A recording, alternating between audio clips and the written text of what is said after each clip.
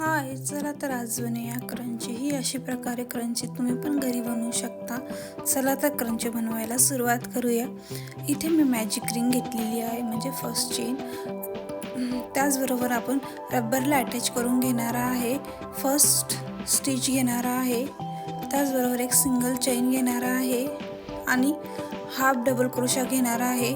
म्हणजे 3 साखळीमधनं एक साखळी आपल्याला ओढायची आहे. अशा प्रकारे तुम्हाला दिसतच आहे. हाफ डबल क्रोशा बनवायचा आहे आणि हळूहळू बनवायचा आहे.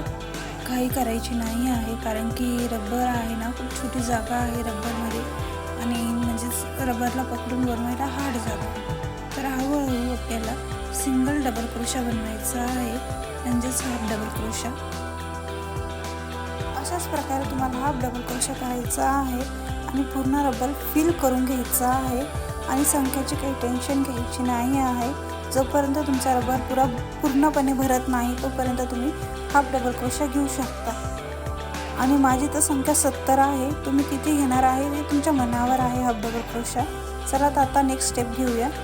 इथे मी पहिली स्लिप टिच घेतलेली आहे, त्याचबरोबर फर्स्ट चेन घेतलेली आहे. जिथून आपण स्लिप टिच घेतलेली आहे तिथूनच आपल्याला सिंगल क्रोशा घ्यायचे आहे. त्याच एक चेनमधनं आपल्याला सिंगल चेनमधनं 3 सिंगल क्रोशा घ्यायचे. हर एक चेनमधनं आपल्याला 3 सिंगल क्रोशा घ्यायची आहे, म्हणजेच 2 मधनं 1 सिंगल क्रोशा घ्यायची. अशाच प्रकारे आपल्याला सेकंड लाईन कंप्लीट करायची आहे. त्याचबरोबर आता आपण थर्ड लाईनला सुरुवात करूया. इथे मी बॉर्डर लाईन तयार करत आहे. चला तर अशा प्रकारे तुम्हाला बॉर्डर लाईन तयार करून दाखवणार आहे मी.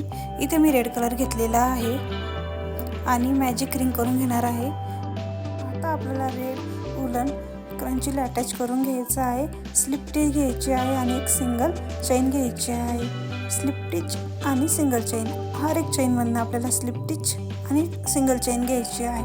अशाच प्रकारे आपल्याला ही क्रंची तयार करायची आहे आणि ही क्रंची तयार झाल्यावर तुम्हाला खूप सुंदर वाटेल.